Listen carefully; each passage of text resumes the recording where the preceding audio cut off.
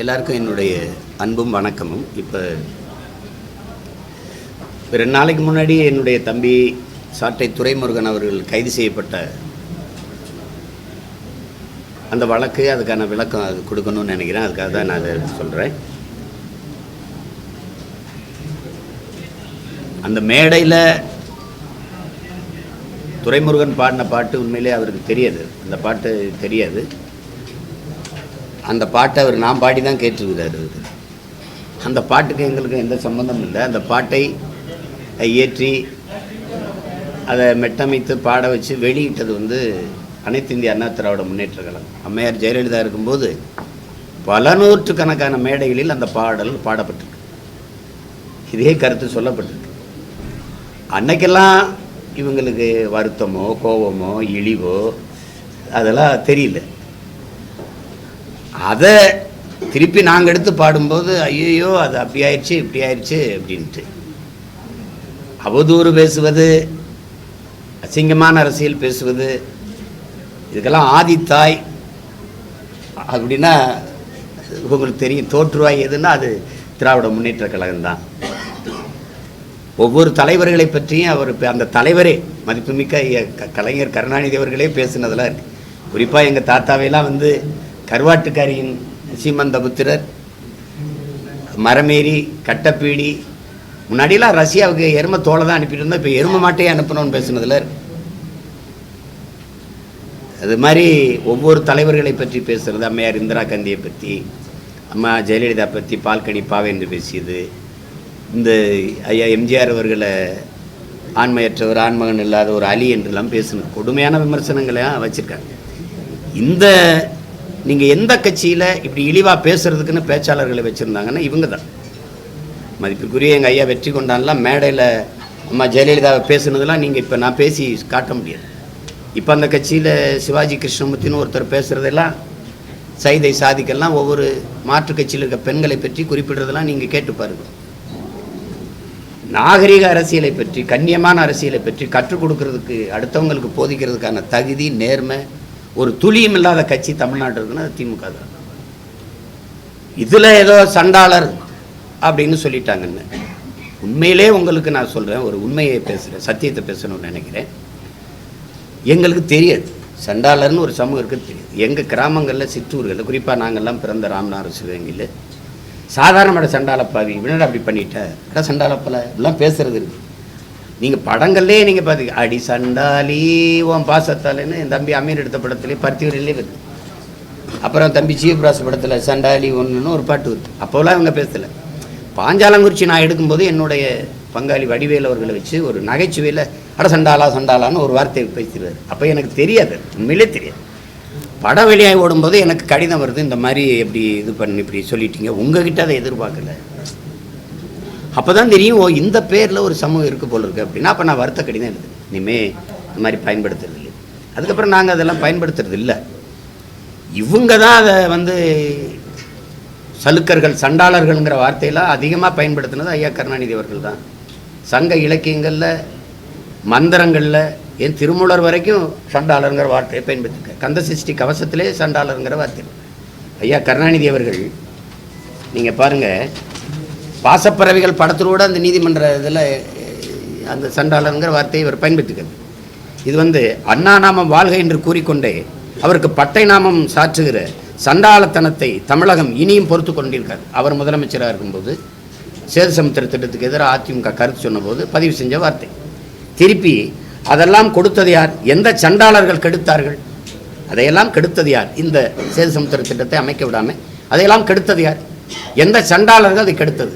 இது யார்? ஐயா எழுதுனது, ஐயாவே எழுதுனது. நீங்கள் பாருங்க, கந்த சஷ்டி கவசம் முதல்ல அதை எழுதினவர் மேலே தான் நீங்கள் நடவடிக்கை எடுக்கும். எஸ்சி எஸ்டி ஆக்ட் போடணும். இது பாருங்கள், கனகபூசை கொள்ளும் காலியோடு அனைவரும் விட்டாங்காரரும் மிகுவள பேய்களும் தண்டியக்காரரும் சண்டாளர்களும் என் பெயர் சொல்லவும் இடி விழுந்தோடிட என்று கந்த சஷ்டி கவசத்தில் வருது. இது ஒரு அர்த்தமற்றது. திடீர்னு எங்கள் சாதி வந்துடுச்சுன்ட்டு இவ்வளவு காலமாக வலிக்கலை. மேல் பாதியில் கோயிலுக்குள்ளே போக விடாமல் பூட்டை பூட்டிட்டு சாவி எடுத்துகிட்டு போகும்போது உங்களுக்கு வலிக்கலை. நீ எஸ்சி தானமான்னு பக்கத்தில் இருக்க பெண்ணை கேட்கும்போது வலிக்கல. நாங்கள்லாம் தாழ்த்தப்பட்டவர்களா, எங்களை வெளியே நிற்க வைக்கிறீங்கன்னு பெருமக்கள் பேசும்போதெல்லாம் உங்களுக்கு வலிக்கல. ஒரு நீதிபதி தாழ்த்தப்பட்டவன் நீதிபதி ஆனது அவன் தகுதியால் வரல, இவங்க தான் அவங்கள நீதிபதி ஆக்குனாங்க என்று ஐஆர்எஸ் பாரதியெல்லாம் பேசுனது இருக்குது. நாங்கள் போட்ட பிச்சைன்னு இதில் யார் கேட்டது? நீங்கள் உட்கார்ந்துருக்க நாற்காலியெல்லாம் நாங்கள் போட்ட பிச்சைன்னு நீங்கள் யாரும் சொல்லலையே. திடீர்னு உங்களுக்கு இதயம் அப்படி காயப்பட்டுருது, புண்ணாகி போயிடுது. சண்டாளர்னு நாங்கள் என்ன பண்ண இருக்கிற பாட்டு, கள்ளத்தனம் செய்யும் காதகன் கருணாநிதினு இருக்கிற பாட்டு நான் பாடல, என் தம்பி துரைமுருகனும் பாடல. அதை எழுதி வெளியிட்டது அதிமுக. அப்போல்லாம் எங்கே போய் படுத்துக்கிட்டு இருந்தீங்க? காதில் பஞ்சு வச்சு கவுந்து படுத்துக்கிட்டு இருந்தீங்களா? எங்கே போச்சு? ஏதோ அதிகாரத்தில் இருக்கிறவனா அப்படியே ஐயோ எங்களை அசிங்கப்படுத்திட்டு நீங்கள் பண்ண அக்கிரமமா, நீங்கள் இந்த உங்களுக்கு வாக்கு செலுத்தி வாழம் வச்ச இந்த மண்ணுக்கும் மக்களுக்கும் செய்த துரோகங்கள் பட்டியலிட்டு பேசலாமா? யார் என் கூட வருது? அங்கிருந்தா வந்திருக்கேன். நான் புதுசாக படிச்சுட்டு வர வேண்டியதில்லை, நீங்கள் கற்றுக் கொடுத்ததெல்லாம். வாங்க தர்க்கம் செய்வோம். ஒரு பொது மேடை, நீங்கள் தான் நிறையா தொலைக்காட்சி வச்சுருக்கீங்க, வாங்க. உங்கள் வாடகை வாய்கள், உங்கள் வலையொலிகள், உங்களுக்கு ஆதரவாய்ங்கிற வாய்கள்லாம் எப்படி பேசுதுன்னு ஒரு தடவை நீங்கள் கேட்குறீங்களா? மாண்புமிகு சட்ட அமைச்சர் ஐயா ரகுபதி அவர்கள் அவங்க கட்சிக்கு ஆதரவாக பேசுகிற வலையொலிகாரர்கள் யூடியூபர்ஸ் அவங்க பேச்சுக்கெல்லாம் கேட்குறாங்களா? அவங்க எங்களையெல்லாம் கேவலமாக பேசும்போது உங்களுக்கு இனிக்குது. நாங்கள் பேசிட்டா அப்படியே நெஞ்செல்லாம் புண்ணாயிருது, காதில் அப்படியே ஈயத்தை காய்ச்சி ஊற்றுற மாதிரி உங்களுக்கு ஆயிடுது. எங்களை திட்டும்போது உங்களுக்கு தேன் வந்து பாயுது. எப்படி இது?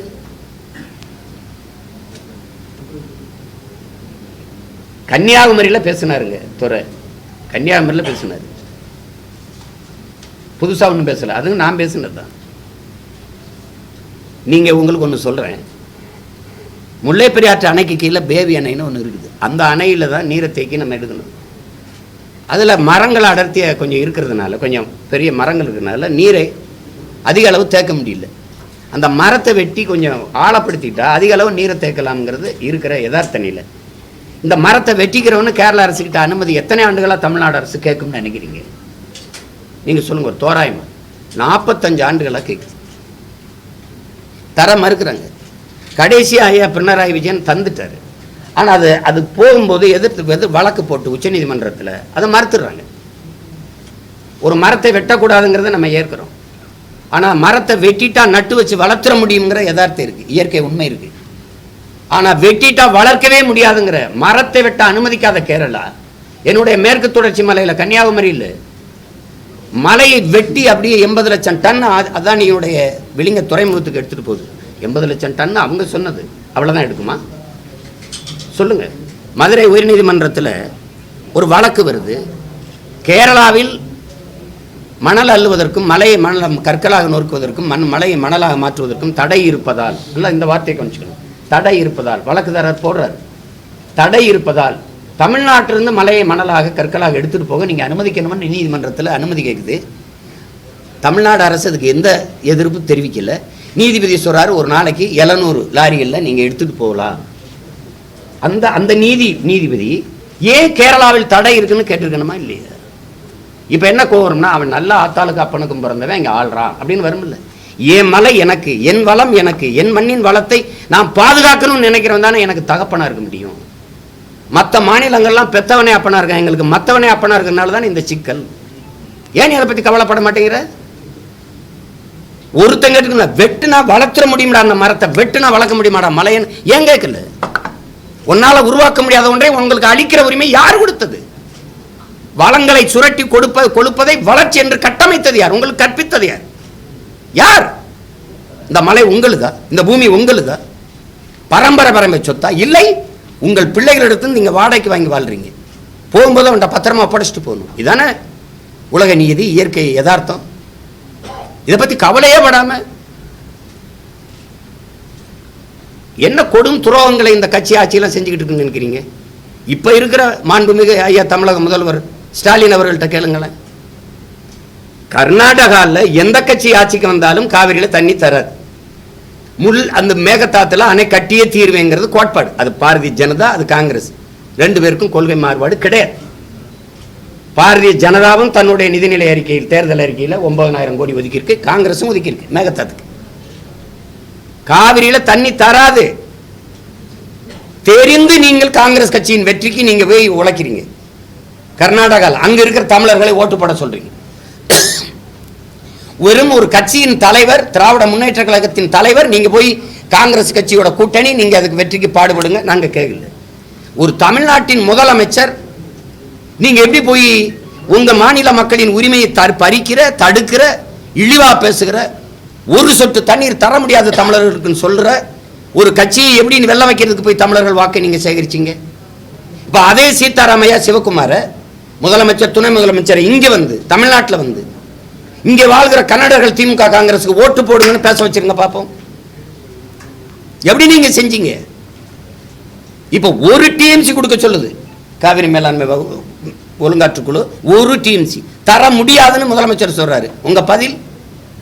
மேகதாது அணை கட்டியே தீர்வோம் கர்நாடகா. பதில்? எவ்வளவு பெரிய துரோகம்! ஏதோ சொல்லிட்டான்னு சீமான வந்து நீ இருக்கிற பாட்டை பாடின, எத்தனையோ பாட்டை பாடுறா, இருக்கிற பாட்டை பாடின, அதுக்கு உருவமே இருக்கிறீங்க. உங்க உருவமே கர்நாடகாவில் இருச்சான், அப்படியே பிண மாதிரி தூக்கிட்டு போனான், செருப்பு கழட்டி அடிச்சான், தீ வச்சு கொளுத்துனான். நீங்க கண்டிக்கல, உங்க கட்சி கண்டிக்கல, உங்க கூட்டணி கட்சி கண்டிக்கல. தமிழ்நாட்டில் நான் ஒரே ஒருத்தன் தான் ஏத்து பேசினேன், எப்படா என் முதலமைச்சர் அசிங்கப்படுத்துவாயின்னு.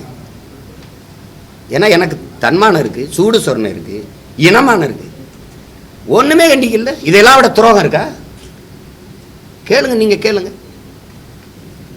இத்தனை நேற்று வரைக்கும் 13 பேர் மீனவனை கைது பண்ணியிருக்கான். அதுக்கு முன்னாடி 26 பேர், எத்தனை ஆயிரம் பேர் சிங்கள சிறைக்குள்ள இருக்கான். எவ்வளவு படகுகள் பறிப்பு, எவ்வளவு வழக்கிழிப்பு, எவ்வளவு சித்திரவதை. ஒரு பிரச்சனைக்கு தீர்வு காணதில்லை. 30 நாள்ல 133 பேர் கொலை, படுகொலை. அதில் கடைசிக்கு 34வது பேரை தம்பி ஆரம்பிச்சிட்டாங்க. அவர் அறியப்பட்ட தலைவருங்கனால பாடக்குன்னு அந்த செய்தி வெளியில் வந்துட்டு. அதுக்கு முன்னாடி சத்த 133 பேர். சட்டம் இருக்கு, ஒழுங்கா இருக்கா? நீங்களும் கேள்வி கேட்குறீங்க, சட்டம் ஒழுங்கு எப்படி இருக்கு? சட்டம் இருக்கு, அது ஒழுங்கா இருக்கா? சாராய சாவு எப்படி இருக்கும் நாடு? கொலைகாரர்கள் சாராய வியாபாரிகள்கிட்ட நீங்க ஆட்சி அதிகாரத்தை கொடுத்தீங்கன்னா எப்படி இருக்கும்? இந்த நசுதீன் சான் ஒரு நடிகர் இருக்காரு, அவர் கேட்கிறாரு, ஒரு பைத்தியக்காரன் நகரத்தை தீ வச்சு கொளுத்திடான், எரியுது, மக்கள் பதறி ஓடுறாங்க. பைத்தியக்காரன் நகரத்தை கொளுத்திட்டான், ஊரை கொளுத்திட்டான், அவன் கையில் தீப்பெட்டியை கொடுத்தா பைத்தியக்காரன் யாருன்ட்டு நம்ம தான் தொடர்ச்சியாக அந்த பைத்தியக்காரங்க கையில் அதிகாரத்தை கொடுத்து கொடுத்து கொடுத்து என்ன சேட்டை இது?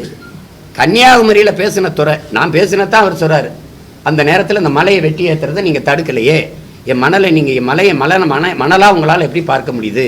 என் தாயின் மாறு அறுக்கிறீங்களே, பூமி தாயின் மாறு அறுத்து கொண்டு போறீங்களே, மலையிலிருந்தானே அருவி, அருவியிலிருந்தானே ஆறு, ஆறிலிருந்தானே நீர், நீர்லேருந்தானே சோறு, சோறுலேருந்தானே வயிறு, வயிறுலேருந்தானே உயிர், உயிர், உயிர்லேருந்தானே வாழ்க்கை. அப்போ நீங்கள் இப்படி பண்ணுறீங்களேன்னு கேட்டதுக்கு அங்கே வழக்கு. ஆனால் அங்கே குண்டாஸ் போடுறதை நான் தடுத்துட்டேன் பேசி. அங்கேருந்து இங்கே சென்னைக்கு வர வச்சு, இங்கே இருந்த வருணுங்கிற அந்த எஸ்பி குண்டாஸ் போட்டு உள்ள வச்சார் 6 மாதத்துக்கு மேலே. திருப்பி இப்போ பேசுனது விக்கிரவாண்டியில் இந்த பாட்டை அவர் பாடினது.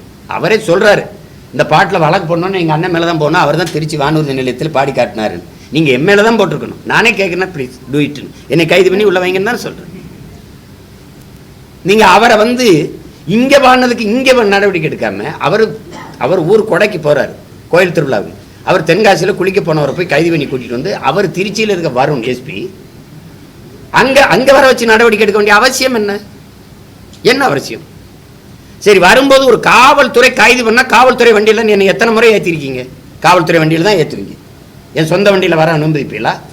ஊடக எடுத்துக்கிற அனுமதிக்க மாட்டாங்க. வாங்க சீக்கிரம் சீக்கிரம்ட்டு உங்களை மாதிரி ஊடகவியலாளர் சந்திக்க அனுமதிக்க மாட்டாங்க. நீங்கள் அப்படி இருக்கும்போது என் தம்பியுடைய சொந்த வண்டியில் இனோவா வாகனத்தில் ஏன் ஏற்றுனீங்க? ஏற்றி பின்னாடி வந்து லாரியை வச்சு ஏன் இடிக்க வச்சிங்க? இதே தான் ஒரே ஃபார்முலா, ஒரே முறை, ஒரே மெத்தட். சவுக்கு சங்கருக்கு ஒரு விபத்தை காட்டி உயிர் அச்சுறுத்தல் பண்ணுறது, இவனுக்கு பின்னாடி வந்து லாரி ஏற்றி வச்சு ஒரு அச்சுறுத்தல் பண்ணுறது. எப்படி? ஏன் உங்கள் வண்டியில் ஏற்றிட்டு இல்லை? எடுத்தவொடனே செல்ஃபோன் அதுக்கு, உனக்கு செல்ஃபோன் உங்கள் காசு இல்லையா? செல்ஃபோன் அதுக்கு. நான் பல முறை 5 முறைக்கு மேலே சிறைக்கு போயிருக்கேன். எடுத்தவொடனே செல்ஃபோனு கழுத்தில் போட்டிருக்கு, சங்கிலி போட்டிருக்காரா, இடுப்பில் அருணா கொடி கட்டிருக்காரா, அதுக்கப்புறம் எல்லாத்தையும் அவுத்து யார் பொறுப்புன்னு குடும்பத்தில் ஒருத்தட்ட கொடுத்துட்டு தான் உள்ளே கூட்டிகிட்டு போவாங்க. நீ ஏன் செல்ஃபோன் எடுத்துகிட்டு போகிற?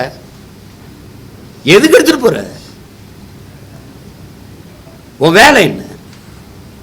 போன தடவை அவன்கிட்ட செல்போனை பறிச்சிங்கள, கொடுத்தீல? என் பிள்ளைகளுக்கெல்லாம் பறிச்சிங்கல்ல, என்ன ரயில்ல திருப்பி கொடுத்தீல? என்னது இது? எதை பத்தி பேச அருகதை தகுதி வச்சிருக்கிறீங்க? ஒரு திறந்த வெளியில ஒரு பொது விவாதவங்களை இத்தனை ஊடகவியாளர் கிடையாது. நான் ஒருத்தன் இல்லை, நான் கூட வேணாம், தம்பி தங்கச்சி தர்க்கம் பண்ணி வெல்லுங்களை பார்ப்போம்.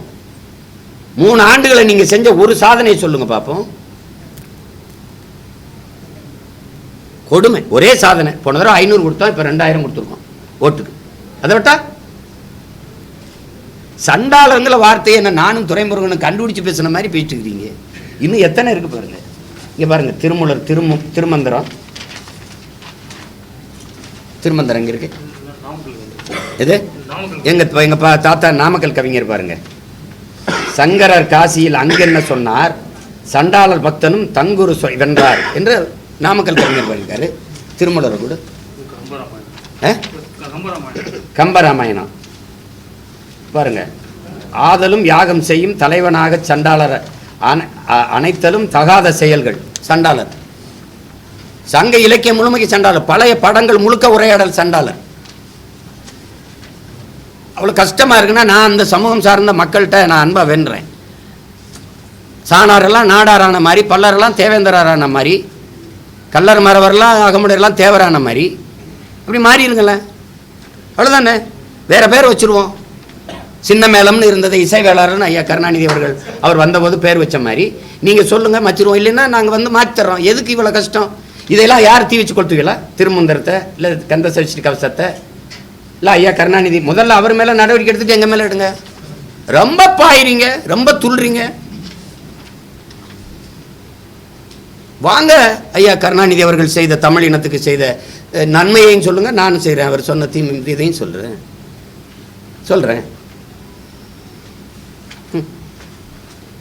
லட்சக்கணக்காக என் இனம் சாகும்போது குருவி செத்த மாதிரி காசை சேர்த்து வந்து ரத்த பொட்டங்களை வாங்கிட்டு வரும்போது இதே ஜாபர் செட்டை வச்சு பூட்ஸ் காலால் ரத்த பொட்டங்களை நசுக்கி தேய்த்தவர்கள் இவர்கள்.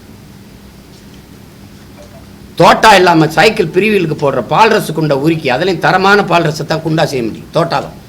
அந்த தோட்டாவை செய்யறதுக்கு 30 லட்சம் 40 லட்சம் குருவி சேர்த்த மாதிரி பிச்சு எடுத்து காசு கொண்டாந்து வாங்கிட்டு போனான். பால் ரசு குண்டையும் பறிச்சு பணத்தையும் பறிச்சுக்கிட்டு 30 லட்சம் பறிச்சா 3 லட்சம் கணக்கில் காட்டி உள்ளதுக்கு போட்ட பெருந்தகை யாரு? நீங்க பேர்ல சும்மா இப்ப தமிழினத்துக்கு தலைவர் ஒரு தடவை சொல்லுங்களே பார்ப்போம். தானே தலைவர், தன்மான தலைவர் டாக்டர் கலைஞர் தமிழ் சொல்லுங்க பார்ப்போம்.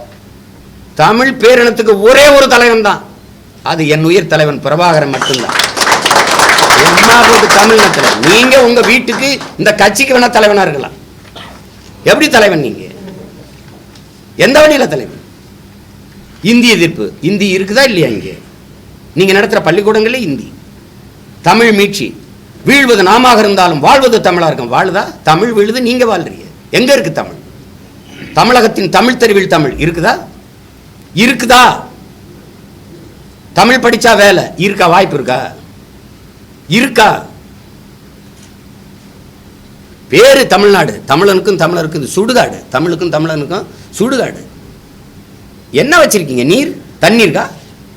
குடிக்க தண்ணி, படிக்க பள்ளிக்கூடம், பலாயிரக்கணக்கான பள்ளிக்கூடங்களை மூடிக்கிட்டு வரும்போது பலாயிரக்கணக்கான டாஸ்மார்க் திறந்துக்கிட்டு இருக்கு. குஜராத் ஆண்டு ஒன்றுக்கு 55,000 பால் விற்கிது.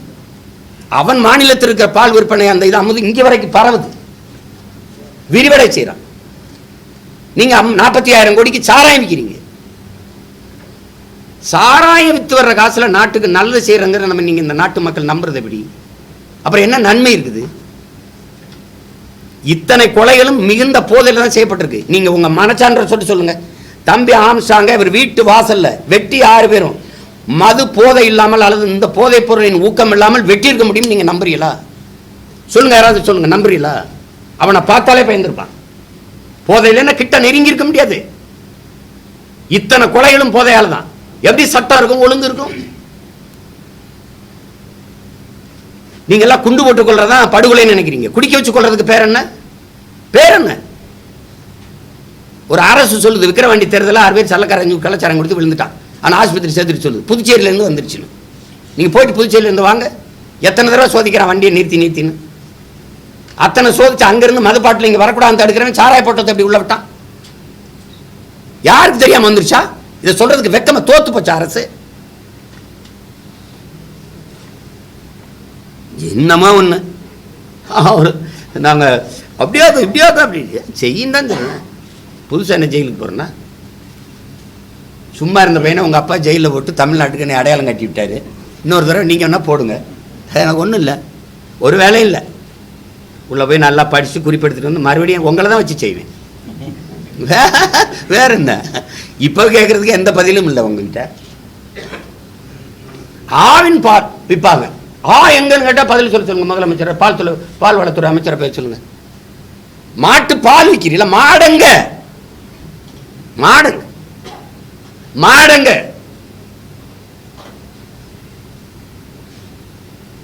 இது ஒரு அரசு, இதுக்கு வந்து ஆதரவு, அதுக்கு ஒரு அப்பப்போ தேர்தல், கேவலம்.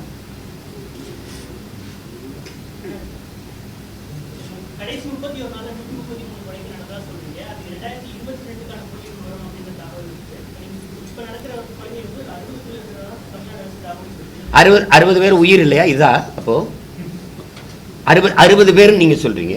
நீங்கள் அப்படியே பர்ஃபெக்ட் புள்ளி விவரத்தை சொல்லி பர்ஃபெக்ட் கணக்கை சொல்லிடுவீங்களா? சரி, நான் 133ங்கிறேன், நீங்கள் 60ங்கிறீங்க. 60 உயிரா இல்லை வேறு எதுமா?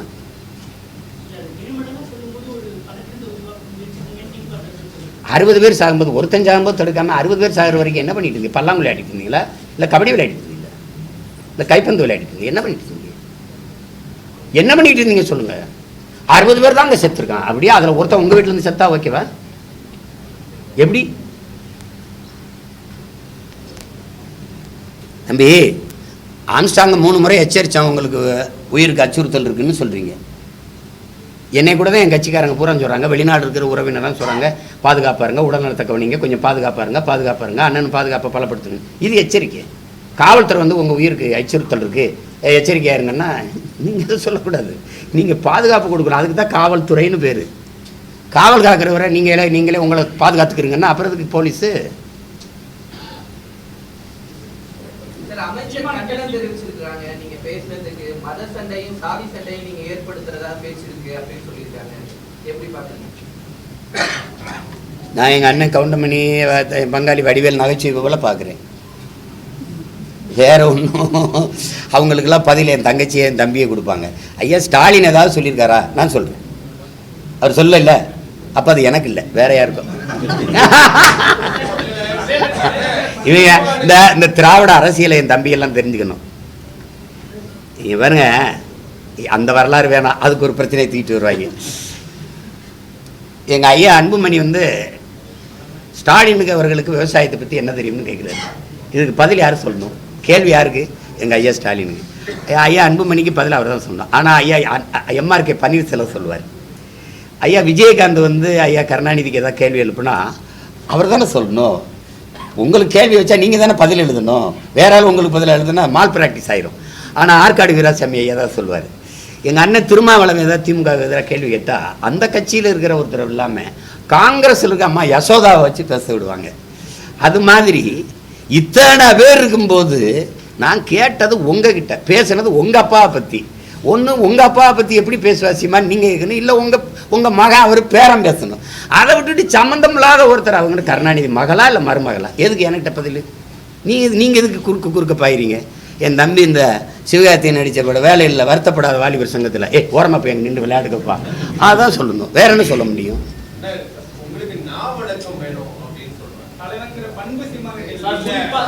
அது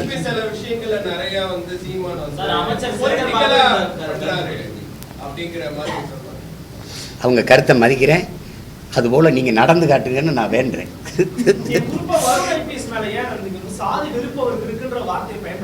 அது நான் வந்து பார்க்குறேன் சொல்கிறேன். அவரை மறுக்க சொல்லுங்கள், பார்க்குறேன் சொல்கிறேன். அது நடக்குதுன்னு எனக்கு தெரிஞ்சதுனால சொல்கிறேன். சும்மா வந்து சொல்ல முடியாதுல்ல, உண்மை போகிற போக்கில் சொல்ல முடியாது நீங்கள் பண்ணுற மாதிரி. இப்போ நீங்கள் எதிர்பார்க்குற தலைவனுக்கான தகுதி எனக்கு இல்லை. நீங்கள் சொல்கிற உங்கள் அப்பாவை கலைஞரின் முரட்டு பக்தர்னாங்க. இது ஒரு பெரிய திருட்டு கூட்டம், அதுக்கு சின்ன கூட்டம். நீங்கள் எதிர்பார்க்குற தலைமை எனக்கு எப்படி இருக்கும்? கருணாநிதியும் பிரபாகரன் ஒன்றா? தான் செத்தாலும் சரி தினியினம் வாழணும்னு நின்னவங்க, பெத்த பிள்ளைகளுக்கெல்லாம் பதவி கேட்டு நின்ன நீங்கள் எங்கே? பெத்த பிள்ளைகளையெல்லாம் தன் இனத்தின் விடுதலைக்கு சாக கொடுத்த ஏன் தலைமை எங்கே? அப்போ நான் எப்படி நீங்கள் எதிர்பார்க்குற தலைவனா நான் எப்படி இருக்க முடியும்? நீங்கள் எதிர்பார்க்கிற தலைமை பண்பு என்கிட்ட இல்லைன்னா நான் உண்மையிலே பெருமைப்படுகிறேன், நான் சிறந்த தலைவனாக இருக்கிறேன்னு தான் அர்த்தம். அதனால் ரொம்ப நன்றி. வேற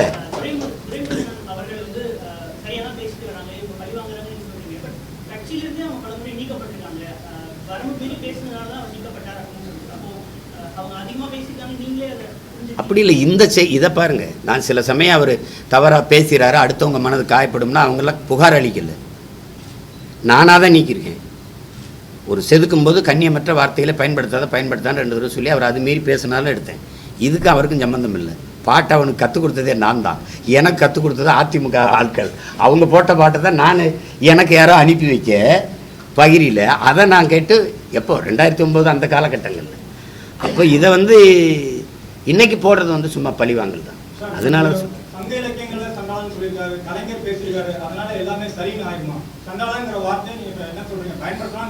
இப்ப சரின்னு ஆயிருமா? இல்ல நாங்க பேசுனதுனால மட்டும் தவறுன்னு ஆயிருமா?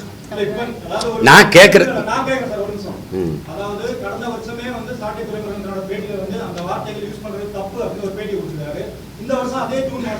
அவர் பயன்படுத்தல. திரும்ப நீங்க தவறா தம்பி, நீங்க தவறா கேள்வி கேட்கிறீங்க. பயன்படுத்தல, ஏற்கனவே இருக்கு அந்த பாட்டை எழுதுனவ பயன்படுத்தணுங்கிறத நீங்க கேட்கணும். அப்ப என்ன பண்ணது?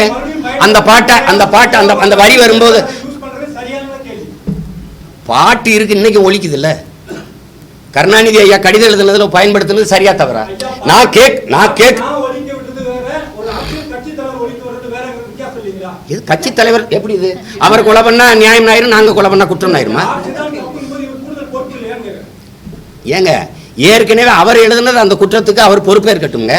அவர் இல்லை, இறந்துட்டாரு, அவர் மகன் முதலமைச்சராக, ஆமா அந்த மாதிரி எழுதின தவறு வருந்துட்டோம், நாங்க வருந்துறோம். அங்க கேட்டுட்டு வாங்க.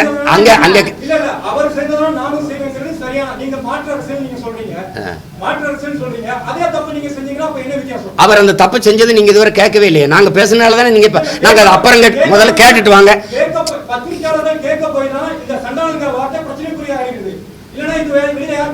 யாரு கேட்க போனீங்க?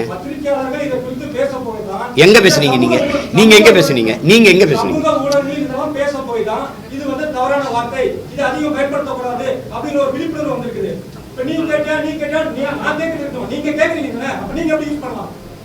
ஏங்க நீங்க என்னங்க இவ்வளவு காலமா இருக்குது, அவர்கிட்ட கேட்காம நீ எப்படி பண்ணலாம்?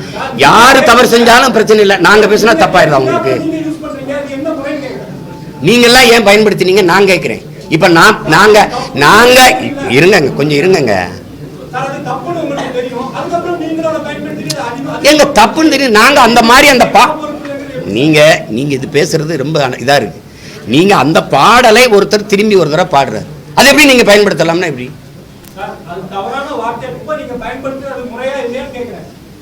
அந்த பாடலை திருப்பி பாடுறதுல என்னங்க முறைக்கிற எல்லாம் கேக்குறீங்க நீங்க? அதை சொல்லுங்க, அவர்கிட்ட போய் கேளுங்க. ஏன் எழுதி வெளியிட்டீங்க, நீங்க ஏன் எழுதுனீங்க கேளுங்க. முதல்ல எழுதுனது ஐயா கருணாநிதி அவர்கள் பல முறை சலுக்கர்கள் சண்டாளர்கள்லாம் பேசியிருக்கிறாரு, அதை கேட்டுட்டு வாங்க. நீங்க அப்புறம் கேட்குறீங்க, இப்ப கேளுங்க, அப்புறம் மறுபடியும் என்கிட்ட கேளுங்க. வேற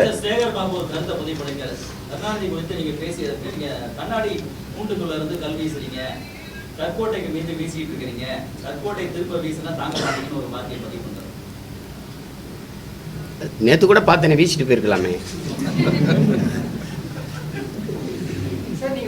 ஒரு கோட்பாட்டில் இருங்க. நீங்க எல்லாம் இங்க பாருங்க, திமுக இருக்க அமைச்சர்கள் எல்லாம் பட்டியல் எடுங்க. இவர் எங்கிருந்து வந்தாரு? ஐயா ராஜகண்ணப்பன், KKSS சார், ரகுபதி, ஏவாவேலு, எல்லாரையும் எடுத்து பாருங்க. தம்பி செந்தில் பாலாஜி அங்க பதவியில் இருக்கும்போது அங்க இருக்கிறது அங்க வேற பேசுறது, இங்க பதவியில் இருக்கும்போது இங்க வர்றது இங்க பேசுறது. அப்ப எப்படி? எங்க நல்ல சாப்பாடு கிடைக்குமோ அங்க நாக்கு தொங்க போட்டு ஓடணும். எப்படி? என்ன கோட்பாடு கொள்கை இருக்கு? அங்க இருக்கும்போது புரட்சி தலைவர் வாழ்க, அம்மா புரட்சி தலைவி வாழ்க. இங்க வரும்போது ஏன் உயரம் தெரியுமே, 5.6. அது கூட தெரியாம இவ்வளவு படிச்சு இவ்வளவு விளையாட்டுல விளையாண்டு வந்திருக்கேன். அது எனக்கு தெரியும். 5 and 6. பாதுகாப்பு இல்லைன்ற கேள்வி விமர்சனம் எல்லாரும் வைக்கிறாங்க. விசிக தலைவர் திருமாவளவன் அவருக்கு இந்த கேள்வி கேட்கும்போது தமிழகத்துல சாதி பெருமை குடிப்பெருமையை பேசுற கட்சியில உங்க கட்சி பேர் நாம் தமிழர் கட்சி இதெல்லாம் செய்யறது இந்த பிரச்சாரமே இதுக்கு எதிராக நிற்கும். தனிப்பட்ட ஒரு அரசு விமர்சனம் பண்ணி பிரயோஜனம் இல்லை. எல்லா கட்சிகளும் இந்த பொறுப்பு இருக்கு. ஆனா பொறுப்பற்ற தரமா செயல்படுறாங்க அப்படின்னு ஒரு விமர்சனம். பொறுப்போட இயங்குற கட்சியோட தான் எங்க அண்ணன் இருக்காரா? ஒரு அதிகாரம் இல்லாமல் நாங்கள் பாட்டு ஓடி திரிகிற பிள்ளைகளை அவங்க தான் அப்படி செய்கிறாங்கன்னு சொன்னேன். இப்போ அதிகாரத்தில் இவ்வளோ வலிமையாக உட்காந்துருக்கிற ஆட்சி செய்திருக்க அந்த திமுகவுக்கு அந்த ஆட்சிக்கு பொறுப்பு இல்லை. இப்போ எங்களால் தான் இந்த கொலை நடந்துருச்சு. அப்படி தானே? அப்படி சொல்லல. இப்போ என்ன எப்படி சாதி பெருமையை குடி பெருமையை உயர்த்தி பேசுறது தவறு. யார் பேசுகிறா? சாதி ஒழிப்பு யார் பேசுகிறா? யார் பேசுகிறா? நீங்க பேசுறீங்க. நாம் தமிழர் கட்சி குடி பெருமைன்னு பேசுறது. பாமக குறிப்பிட்டு சாதி குடிப்பெருமை எங்கே பேசுது? இவ வந்து வன்னியர்னு பார்த்தா எனக்கு ஓட்டு போடாதேன்னு ஒரு கட்சி தலைமை வச்சிருக்கானா? ஜெயங்கொண்டத்தில் ஒரு தாழ்த்தப்பட்ட பிள்ளை ஒரு தமிழ் ஒரு ஆதி தமிழ் மகனை நிறுத்தினேன். இவன் வந்து தமிழன்னு பார்த்தா ஓட்டு போடு, இவனை பறையன்னு பார்த்தா போடாத, உன் ஓட்டு எனக்கு தீட்டுன்னு சொல்லிட்டு இறங்கி வந்த ஒரு தலைமை இங்கே இருக்கேன்னா இப்போ நீ என்ன போய் குடிப்பெருமைனா? நீ ஆணவம்ங்கிற சாதிய ஆணவம்ங்கிறீங்க. சாதி சமஸ்கிருத சொல், அது குடின்னு தான் அடையாளம். ஆணவம்ங்கிறீங்க, நான் அதை பெருமைன்னு நினைக்கிறேன். சாதிய ஆணவம்ங்கிறத தமிழ் படுத்தி சொல்கிறேன். அதனால அது குடிப்பெருமை பேசிட்டார். குடிப்பெருமை பேசுறார். குடிப்பெருமை கொலையை கடும் குற்றமாக கருதல் பேசுனது நாங்கள் தான். நீங்கள் பேசுறதையே நீங்க சாதியை பேச. நீங்க பொது தொகுதியில் நின்று ஜெயிக்க முடியுமா? எங்க அண்ணன் திருமாவளவனுக்கு வெளிப்படையா ஒரு சவால் விடுறேன். பொது தொகுதியில் நின்று ஜெயிப்பில. அப்புறம் நீங்க மற்றவனை எதுக்கு சாதி பேசுறேன்னு பேசுறீங்க? நீங்க ஒரு பொது தொகுதி கேட்டு வாங்க முடியல ஸ்டாலின்ட்ட. 16 தொகுதி பொது தொகுதியில் நிற்க வச்ச என்ன போய் சாதி பெருமை பேசுறேன்? தம்பி, நீங்க சார்ந்து ஒரு அரசியல் கட்சியோட நிக்கிறீங்க. நீங்க திராவிட எதிர்ப்பை கற்றுக் கொடுத்தது யாரு? எனக்கு மனச்சான்றோட பேச சொல்லுங்க. அவரை சொல்லுங்க தம்பி. தமிழ் மண்ணில் அவர் எழுதி வந்த தாய் மண்ணில் ஐயா ரவிக்குமார் அவர்கள் பெரியாரை பற்றி தொடர்ச்சியா கட்டுரை எழுதி வந்தாரா இல்லையா? எழுதி வந்தாரா இல்லையா? அன்னைக்கு வந்து அண்ணன் சுவீரபாண்டியன் என்ன தம்பி இப்படி நாங்கள் தமிழ் பாதுகாப்பில் இருக்கோம், என்ன தம்பி இப்படிலாம் வருதுன்னு போன நான் வன்னியர்கிட்ட கேட்டேன். அவன் ஒரு இதை எடுத்து காட்டுறான். ரவுக்கு துணி ஏன் விலை ஏறி போச்சுன்னா பள்ளச்சி பறிச்சுலாம் ரவுக்க போட ஆரம்பிச்சா விலை ஏறாதான்னு பெரியார் கேட்டதை எடுத்து காட்டுறான். இதுக்கப்புறம் எப்படி அவரை போகிறது? இன்னைக்கு நீங்க எல்லாம் பெரியாரிஸ்ட், நாங்க பெரியாருக்கு எகென்ஸ்ட் தானே தம்பி. ஒரு மகனை நீங்க எடுத்து பாருங்க தம்பி. சாதிய உணர்வு மத உணர்வு இருக்கிற வரை தமிழனுங்கிற இன உணர்வு பிறக்காது. நாம் தமிழர் என்று சொல்லணும்னா அவனுக்கு சாதிய உணர்ச்சி மத உணர்ச்சி சாகணும். அதானே வரும். அப்புறம் சாதிய மத உணர்ச்சி எப்போ வீழுதோ எப்போ தாழுதோ அப்பதான் தமிழருங்கிற இன உணர்ச்சியை பிறக்கும். நாங்க எடுக்கிறதா சாதி ஒழிப்பு, நாங்க எடுக்கிறதா. அப்புறம் நீங்க வேணும் சும்மா 19 ரூபா அவர்கள் சாதி பேசுறாரு, சாதி பத்திர பாசுறாரு. சாதி பேரை வச்சுக்கலான்னு என்னைக்கு நாங்க வச்சிருக்கோம்? நீங்க வந்து உங்களோட கூட்டத்துல நாம் தமிழர் கட்சி கூட்டத்துல ஒரு பெண் அவர்கள் பேர் நான் பேர் கூப்பிடுறதுல குறிப்பிட்டு அவங்க வச்சிருக்காங்க. சரி, அந்த பேர் எல்லாரும் வைக்கணும்னு நீங்க சொல்லிருக்கீங்க. எல்லாரும் வைக்கணும் தான் பேசல. எல்லாரும் வைக்கணும்னு சொன்ன நீங்க எடுத்து காட்டுங்க. இங்க வாங்க தம்பி. ஒன்றும் இல்லை, ரோஷினி நாடாருன்னு போட்டிருக்கா. அவ போட்டவ என்ன சொல்றா, நீங்க ஏன் போட்டிருக்கேன்னு கேட்டதுக்கு என்னுடைய அவங்க அப்பா வந்து பணம் ஏறல, ஆனா அவங்க பரம்பரை ஏறிச்சு. அவ சொல்றா என்னுடைய வேர் எங்க இருக்குன்னு எனக்கு தெரியணுங்கிறதுக்காக நான் வச்சிருக்கேன்ட்டு. அதை தான் பண்ண. நீங்க எல்லாரும் போட்டுக்கணும்னு சொல்லியே அப்படியே சாதி அடையாளம் கூடாது, சாதிய ஒழிப்புன்றதுக்குள்ள போன்ற போது நீங்க அந்த அடையாளத்தை மறுபடியும் வச்சுக்கலாம்னு சொல்றது. நீங்க அதை ஒழிக்க போராடுறவன்ட்டே இதை கேட்டுக்கிட்டு இருந்தீங்கன்னா நான் ரெட்டியாரு, நாங்க என்ன ரெட்டியார்ல ரெட்டி தெலுங்குல தான் ஓட்டு கேட்பேன். ரெட்டியார் மாநாட்டில் பேசினா ஐயா நேருவையும் கே சாரும் கேள்வி கேட்காத, நீ என்ன கேட்குற? திரும்ப திரும்ப பேசிட்டு இருக்கிற.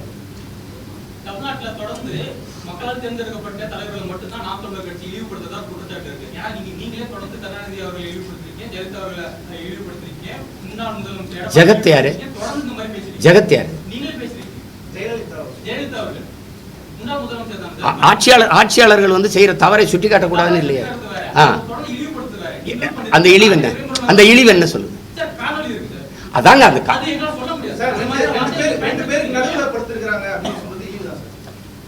ஆமா, நீங்க திராவிடம் பேசுனீங்க, பார்ப்பனருக்கு எதிரான திராவிடம். நீங்க 2 திராவிட தலைவருக்கு இடையில ஒரு பெண்ணை படுக்க வச்சிருக்கீல்ல, புதைச்சிருக்கீல்ல. படுத்திருக்கிறது தவறாங்க? படுத்திருக்கிறாருன்னு அப்ப நீங்க படுத்தீங்கன்னா அப்படி சொல்லணும். அவர் சாஞ்சு இருக்கிறார், அப்படியே சாஷ்டாங்கமா விழுந்திருக்கிறார் அப்படி சொல்லுவாங்க. ஏதாவது தவறுன்னு ஒரு பட்டியல் போட்டு வெளியிட்டுருங்களேன். நான் அதெல்லாம் தவறு அப்படின்னு படிச்சுட்டு பேசுறேன். படுத்திருக்கிறத படுத்திருக்குன்னு தாங்க சொல்லணும். கடற்கரையில 8 ஏக்கர் எடுத்து புதைச்சது உனக்கு வழியே தரல. ஒரு கடற்கரை தமிழின மக்களின் பொது சொத்து புதகுலி ஆக்குனது உனக்கு கோவம் வரல. என்னது? மத்தவங்க செய்யற குறை காட்டி போறதுல இருக்கு. அவங்களுக்கு மீதான இது என்ன விமர்சனம்? ஒரு மனுஷி படுத்திருக்கான்னு சொல்ல முடியும் தம்பி. இதுல என்ன விமர்சனம்? உனக்கு என்ன பிரச்சனை? சரி, இனிமே நானா படுத்திருக்கல, அப்படியே சாஷ்டாங்கமா விழுந்து கிடக்குறாங்கன்னு வேணா சொல்றேன், மாத்திக்கிறேன். சார், தற்போது நீங்க குறிப்பிட்டீங்க சங்க இலக்கியங்களை காட்டியிருக்கிறாங்க, நாங்க அந்த பாடலை எழுதல, அதெல்லாம் சொல்றீங்க. இப்போ திரும்பவும் அதே பாடல் நீங்க பொதுவெளியில பாடுவீங்களா, இல்ல இதுக்கப்புறம் எடுத்துக் கொள்ளப்படுமா? பாடுவேன். நிறைய பேர் இன்னைக்கு கூட போனேன், ஒரு தடவை பாடி காட்டிட்டு போனாரு, பாடிட்டு தான் இருந்தேன்.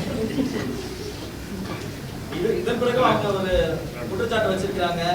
உங்க குற்றச்சாட்டு தூக்கி குப்பையில போடுங்க தம்பி. குற்றச்சாட்டு என் மேல சொல்றதுக்கு நேர்மையும் தகுதி வச்சுக்கிட்டு வா பேசு. விக்கிரவாண்டி தேர்தலில் மட்டும் தொடர்ந்து உங்க கட்சியுடைய ஓட்டு வந்திருக்காங்க. இதை பத்தி உங்களுடைய கருத்து, நீங்க எதிர்பார்த்த வாக்குகள் வந்திருக்கா? அது இடைத்தேர்தலில் நாங்கள் உங்களுக்கு தெரியும், ஒரு அதிமுகவில் அதில் என்ன நடக்கும்னு தெரிஞ்சுதான் அது பின்னடைஞ்சிருச்சு. நாங்கள் அப்படி பின்னடைய முடியாது. வளருகிற கட்சி, நாங்கள் எங்கள் கருத்தை விதைச்சிக்கிட்டு மக்களுக்கு எங்கள் வேட்பாளரை அறிமுகப்படுத்திக்கிட்டு ஒவ்வொருத்தரும் இப்படி ஒரு கட்சி இருக்குன்னு சொல்லணும். அதுதான் முதன்மையானது. அதான் நாங்கள் செஞ்சோம்.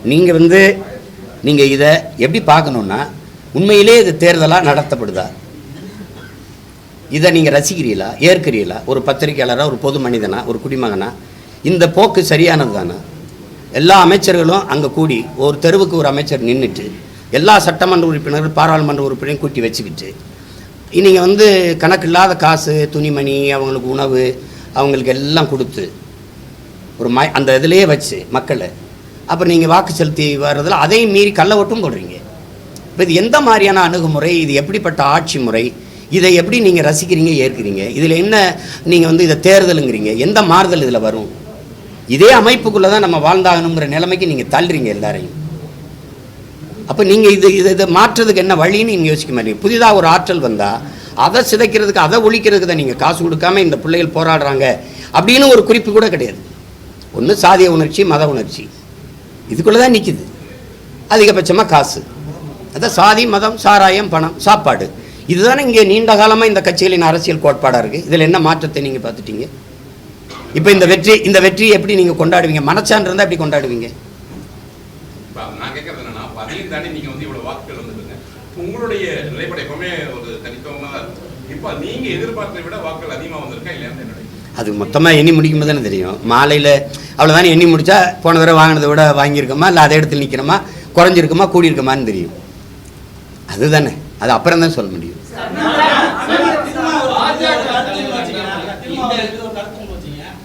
திருமாவர்கள் என்ன சொல்றாரு அப்படின்னா, நான் திமுக கூட நிற்கிறதுக்கு காரணம், எனக்கு எதிரியா நான் ஆர்எஸ்எஸ் பிஜேபி தான் பார்க்கிறேன். அவங்களுக்காக தான் நான் எனக்கும் காங்கிரஸ் கூட ஒரு கருத்து வேறுபாடு இருக்கு, எனக்கும் அதிமுக கூட ஒரு கருத்து வேறுபாடு இருக்கு, எனக்கும் திமுக கூடயும் ஒரு கருத்து வேறுபாடு இருக்கு. இருந்தாலும் என்னோட பெரிய எதிரியா நான் ஆர்எஸ்எஸ் பார்க்கிறேன்.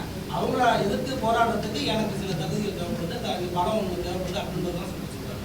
இதனாலதான் திமுக கூட இருக்கிறத குறிப்பிட்டு சொல்றாங்க. அதை நான் ஒன்றும் சொல்லையே, அதை நீங்க அப்ப குறிப்பிட்டு சொல்லியிருந்தீங்க. அதனால் ஒன்றும் சொல்ல, அவர் முடிவு பண்ணிட்டாரு, இங்கே தான் நம்ம இருக்க முடியும்னா அதை ஒன்றும் சொல்ல. ஆனால் திமுக, ஆர்எஸ்எஸ், பிஜேபி எதுக்குதாங்கிறது முதல்ல யோசிக்கணும்ல.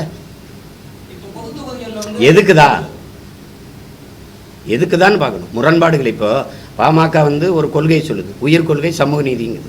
அதுக்கு நேர எதிர் பாஜகவோட கூட்டணி வைக்கும்போது உயிர் கொள்கை செத்து போகுது.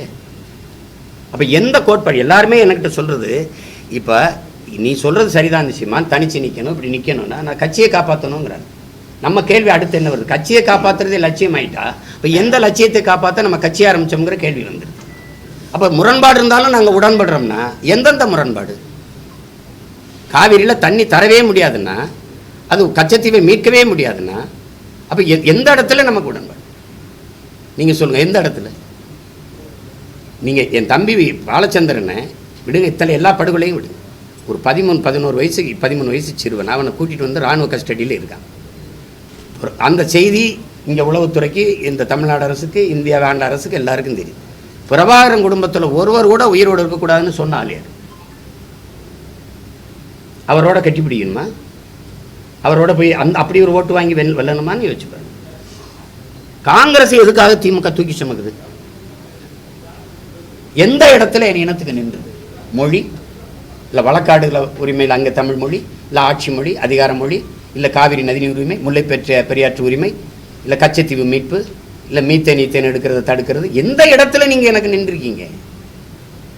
எதுக்குமே இல்லை. முழுக்க என் இனத்தை படுகொலை செய்து கொன்றது உலகத்துக்கே தெரியும். அன்னைக்கு எங்கள் அண்ணன் உண்ணாவிரதம் இருந்தது, உங்களுக்கு தெரியும், மரணம் வரை உண்ணாவிரதம் இருந்தது. அன்னைக்கு எதிர்த்தது யார்? இதே காங்கிரஸ் தான். அன்னைக்கு அதிகாரத்தில் இருந்தது இதே திமுக தான்.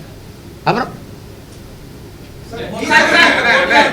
அதிமுக வந்து டெய்லியும் வந்து அவங்க கூட்டம் பண்ணாங்க. அதில் வந்து குறிப்பாக வந்து எல்லா தொண்டர் நிர்வாகிகள் வந்து நாம் தமிழரோட கூட்டணி வச்சுக்கணும்னு பேசியிருக்காங்க. உங்களுடைய நிலைப்பாடு?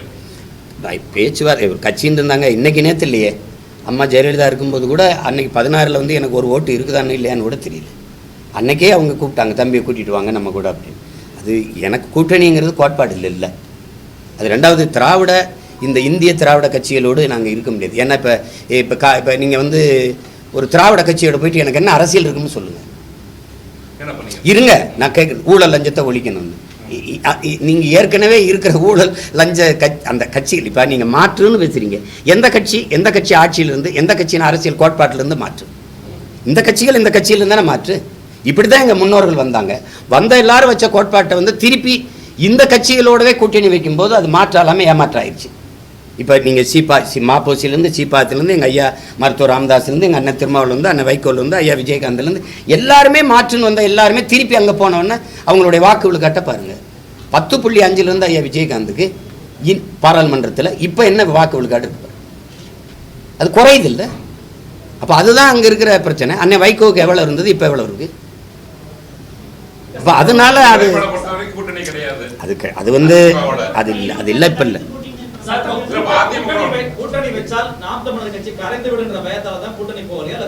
இல்லை நோக்கம் இருக்கு. இப்போ எனக்கு வந்து தம்பி உங்களுக்கு என்ன சொல்லணும், எனக்கு ஒரு கனவு இருக்கு.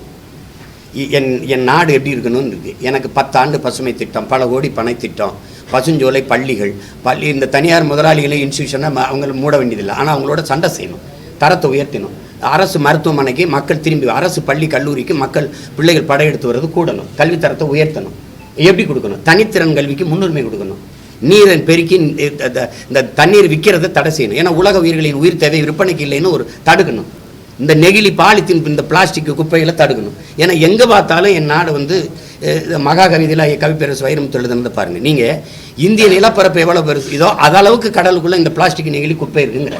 ஒரு திமிங்கலம் கரை ஒதுங்கிச்சு செத்துன்னு வைத்தறுத்தா 40 கிலோ இடையில பிளாஸ்டிக் கழிவுகள் இருக்குது. இப்போ மீனின் எண்ணிக்கை விட பிளாஸ்டிக்கின் எண்ணிக்கை கூடிக்கொண்டு போகுதுங்கும் போது நம்ம விழித்து கொள்ளணும். அதை நோக்கி பேசினா உங்களுக்கு வேடிக்கையாக இருக்கும். நீங்கள் சாராய பொருளாதாரத்தை விடு, மாற்று பொருளாதார பெருக்கத்துக்கு வா, வேளாண்மை முன்னிறுத்தி தற்சார்பு பசுமை பொருளாதாரத்துக்கு போவோம், நிலமும் வளமும் சார்ந்த தொழிற்சாலையை உருவாக்குவோம். பனை அதிகமாக இருக்கா அது சார்ந்த தொழிற்சாலை, தென்னை அதிகமாக இருக்கா அதுதான் இந்த தொழிற்சாலை, கரும்பு அதிகமாக இருக்கா அதுதான் இந்த தொழிற்சாலை. அங்கே படித்தவன் படிக்காதவன் எல்லாம் அவன் வாழ்விடத்தில் வேலை கொடுப்போம். ஏ கிரேட் ஆசிரியரை நகர்ப்புறத்தில் பணியமர்த்துற, சி கிரேட் ஆசிரியர் தான் சிற்றூருக்கு அனுப்புகிற. அப்போ கிராமங்கள் காலியாகுது. இங்கே கல்வி, வேலை வாய்ப்பு, மருத்துவம் எல்லாம் இங்கே தான் இருக்கணும்னா கிராமங்கள் காலியாகி நகரங்கள் பிதுங்கி வழியுது. இது பேராபத்தானது. ஏன்னா நகரத்தில் இருக்கவனுக்கு உணவு தேவை, பால், முட்டை, அரிசி, பருப்புலாம் அங்கேருந்தான் வரணும். அவன் காலி ஆகிட்டானா இது. அப்போ அவன் வாழ்விடத்தில் நகர்த்தணும். சிற்றூர்களின் பொருளாதாரத்தை சமவீதத்தில் வளர்த்தெடுக்காமல் ஒரு நாட்டின் வளர்ச்சி பொருளாதாரத்தை சமவீதத்தில் வளர்த்தெடுக்க முடியாது. இங்கே ஸ்மார்ட் சிட்டி இருக்குது, ஸ்மார்ட் வில்லேஜ் கிடையாது. அப்போ கிராமங்கள் காலியாகி நகரங்கள் பிதுங்கி வழியுது. நகர்ப்புறங்களில் மக்கள் இங்கேயே 2.5 கோடி இருக்காங்க. அப்போ வீட்டு வாடகை கூடுது, மின் கட்டணம், மின்சாரம் அதிகம் தேவைப்படுது, தண்ணீர் தேவை அதிகப்படுது, போக்குவரத்து நெரிசலாகுது. ஒரு உயிர் காக்கும் ஊர்தி ஆம்புலன்ஸ் அவசர ஒரு தூக்கிட்டு கூட குறித்த நேரத்தில் கொண்டு இங்கே சேர்க்க முடியல, அவ்வளவு நெருக்கடி. இப்போ வேணும் 10 வருஷம் கழிச்சு கற்பனை செஞ்சு பார்த்தீங்கன்னா பயமாக இருக்குது. கழிவு நீர், மழை நீரே வழிந்து ஓட இங்கே காவா இல்லை. கழிவு நீரும் மழை நீரும் ஒன்றா கலந்து ஓடி சைதாப்பேட்டில் ஒரு 11 வயசு பையன் இறந்து போகிறான். இப்போ இதில் எல்லாத்துலேயுமே மாற்றத்தை கொண்டு வரணும். எனக்கு ஒரு கனவு இருக்குது, இப்படி செய்யணும், இப்படி மருத்துவத்தை தரம் இப்படி உயர்த்தணும்னு. இது யாரோடு சேர்ந்து உயர்த்துறது? அதனால அந்த கூட்டணிங்கிறதுல நமக்கு இது பிரச்சனை. அது தனித்துவத்தை இழந்துருவோங்கிறனால தான் என் கருத்தை இதையெல்லாம் ஏற்றுக்கொண்டு ஒரு கட்சி வருதுன்னு வச்சுக்கிறீங்க. இல்லை அண்ணன் சொல்கிறது சரிதான், இந்த மாதிரி கொண்டு வரலாம், நம்ம வேளாண்மை முன்னிறுத்தி.